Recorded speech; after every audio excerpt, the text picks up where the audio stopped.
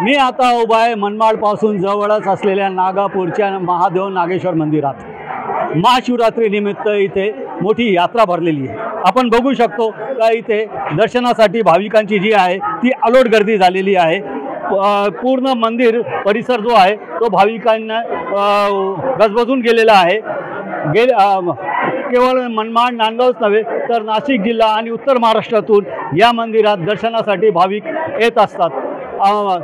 इथे या मंदिराची काय आख्यायिका आहे, किती जुना मंदिर आहे आणि इथे कोणते कोणते उपक्रम राबवले जातात हे बोलण्यासाठी माझ्यासोबत मंदिराचे महंत आहे, नागापूरचे सरपंच आहे आणि ग्रामस्थ आणि भाविक पण आहे।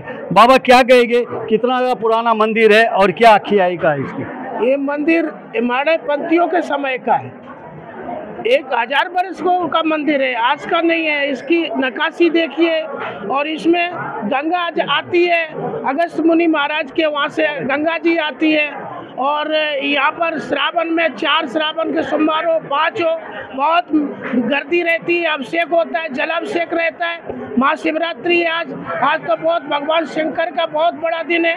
आज सभी देखो देवी देवता इस रूप में आए हैं। सभी ये जो दिख रहे भगत जगत इसी में सभी देवी देवता रहते, इसी में नर नारायण सभी लोग आए।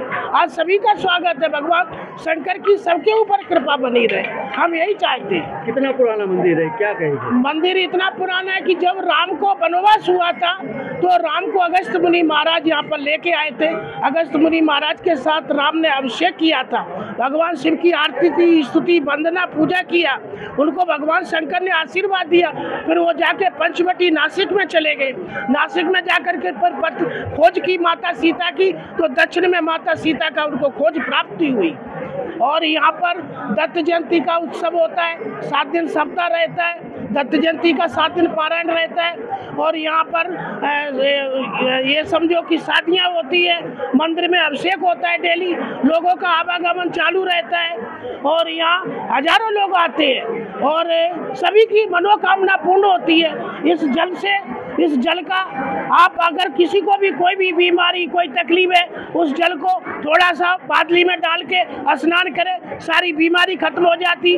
किसी माता बहन को कोई समस्या है, तो कोई तकलीफ है, बच्चा है, कुछ है, तो वो भगवान शंकर के वहाँ दर्शन करने से, बेलपत्री लेने से उसको प्राप्ति भी होती है, पुत्र की भी। सभी की मनोकामना, हर मनोकामना पूर्ण होती है। बाबा जी, मंदिर में जो मूर्ति है वो कैसी है और उसकी क्या महत्व है? मूर्ति नहीं, भगवान शंकर का एक शिवलिंग है, प्राण प्रतिष्ठा होती है। सभी देवी देवताओं को बुलाते हैं, उसके बाद नगर प्रवेश होता है और उसके बाद प्राण प्रतिष्ठा होती है, उसमें प्राण सभी लोग फिर आरती पूजा करते हैं। और ये मंदिर आज का नहीं है, बहुत पुरानी समय की स्थिति है।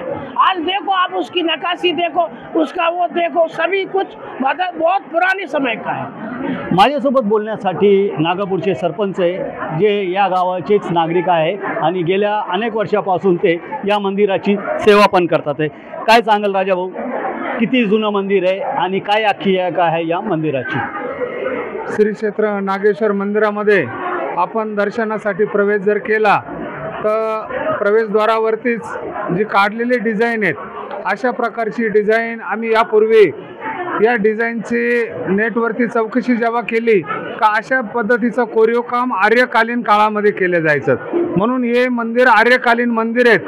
आणि मंदिराची आख्यायिका अशी आहे की ज्या वेळेस या प्रभू नागेश्वराचं नागेश्वर देवस्थान, नागेश्वर भगवान हे नाव पडण्यामागचं कारण, या ठिकाणी महान तपस्वी तपासाठी बसलेले होते आणि त्या ठिकाणी पावसाळा, ऊन, वारा यापासून त्या साधू महात्म्याचं संरक्षण व्हावं म्हणून त्यावरती नागदेवतेने सावली धरली होती, छाया धरली होती आणि त्या साधू महंताचं त्यापासून संरक्षण होत होतं।